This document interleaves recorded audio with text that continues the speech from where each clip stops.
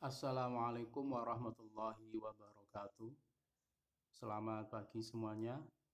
Selamat berjumpa kembali dalam pelajaran pendidikan ke-NU-an. Pada kesempatan kali ini kita akan melanjutkan materi ke-NU-an kita. Yang hari ini temanya adalah tentang Islam dan negara.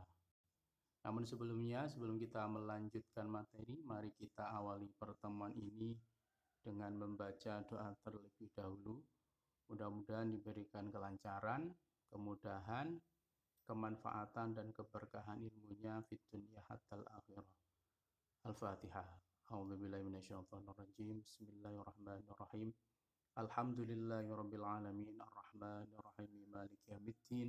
Iyyaka na'budu wa iyyaka nasta'in. Ihdinas shiratal mustaqim.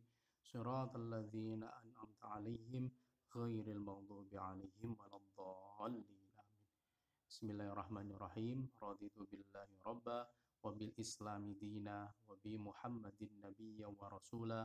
Rabbi zidni ilma warzuqni fahma. Amin ya rabbal alamin.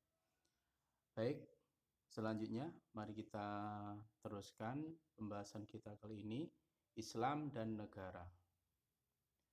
Dalam pelajaran kali ini, kompetensi dasar yang kita akan capai yaitu yang pertama menyebutkan macam-macam pandangan tentang agama dan negara. Yang kedua menyampaikan inti perbedaan masing-masing pandangan mengenai hubungan antara agama dan negara. Dan yang ketiga memahami pendekatan fikih dalam melihat hubungan antara Islam dan negara sebagaimana pandangan masyarakat Islam Ahlus Sunnah wal Jamaah. Itu ya. Ini adalah kompetensi dasarnya.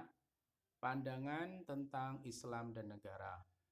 Terdapat beberapa pendapat mengenai hubungan antara agama dan negara.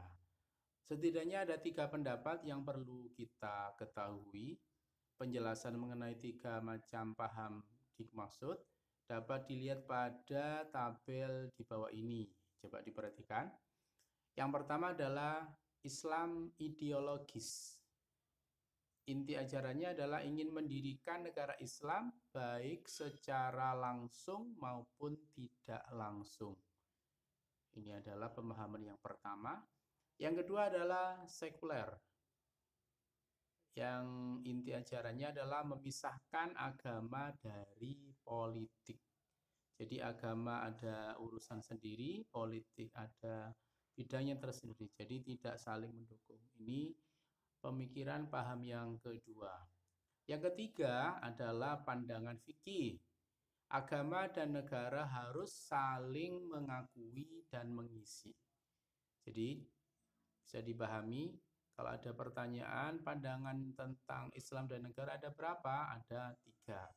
Ya, 1 Islam ideologis, yang kedua sekuler, dan yang ketiga adalah pandangan fikih.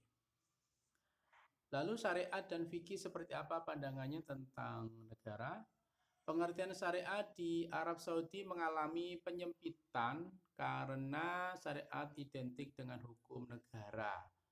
Padahal pembahasan dalam ilmu fikih lebih luas daripada hukum negara atau syariah. Masalah wudhu misalnya, hukum pidana atau jinayah, dan banyak lagi masalah lain diatur dalam fikih. Fikih merupakan penerapan dari syariat dalam segala aspek kehidupan, bukan hanya dalam urusan negara. Pendekatan fikih merupakan cara yang ditempuh oleh sahabat Nabi yang bersikap netral atau tidak memihak terhadap perebutan kepemimpinan politik oleh sahabat Nabi yang lainnya.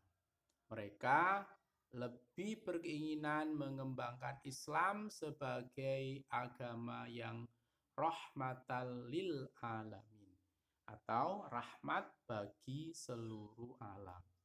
Mereka tidak ingin ikut dukung-mendukung dalam masalah politik yang menggunakan agama sebagai alat. Mereka mendukung siapa saja yang bisa menegakkan ketertiban masyarakat.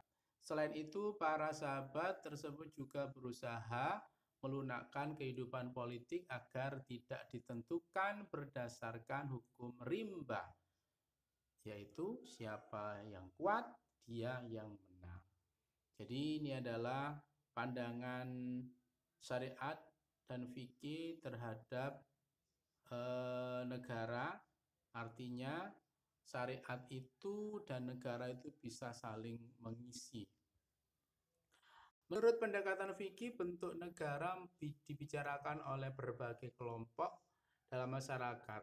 Bentuk negara tidak diputuskan sendiri oleh Muslim, walaupun Muslim menjadi kelompok terbesar atau mayoritas.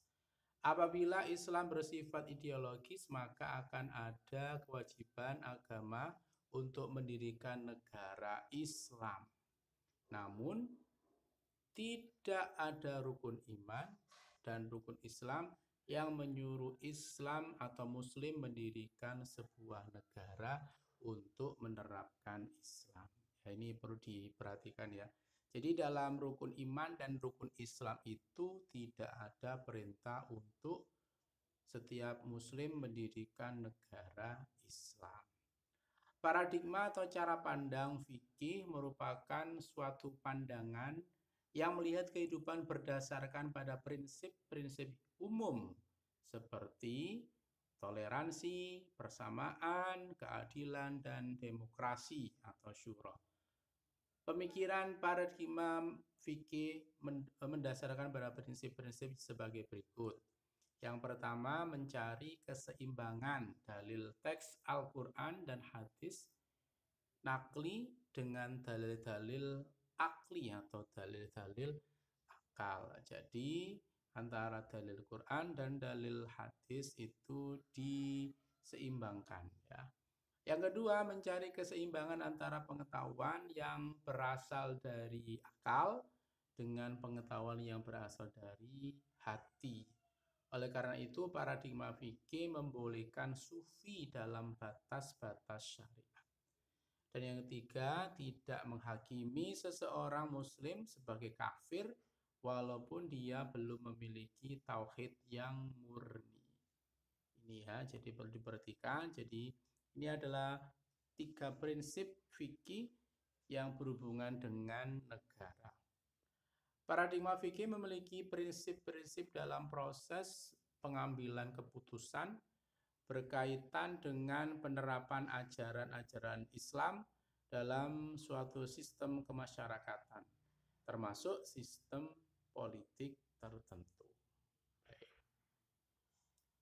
Nah ini ada latihan soal. Coba nanti dikerjakan latihan soal ini. Ada 4 soal. Nanti saya akan berikan di tugas kelas ya. Itu saja untuk hari ini. Ada pertanyaan silakan ditulis di kolom komentar. Nanti kita akan jawab. Kalau tidak ada, itu saja untuk hari ini. Mudah-mudahan bermanfaat. Mudah-mudahan bisa dipahami. Mari kita akhiri dengan doa kafaratul majelis. Subhanakallahumma bihamdika asyhadu an la ilaha illa anta astaghfiruka wa atubu ilaik. Wallahu muwaffiq ila aqwamit thoriq. Wassalamualaikum warahmatullahi wabarakatuh.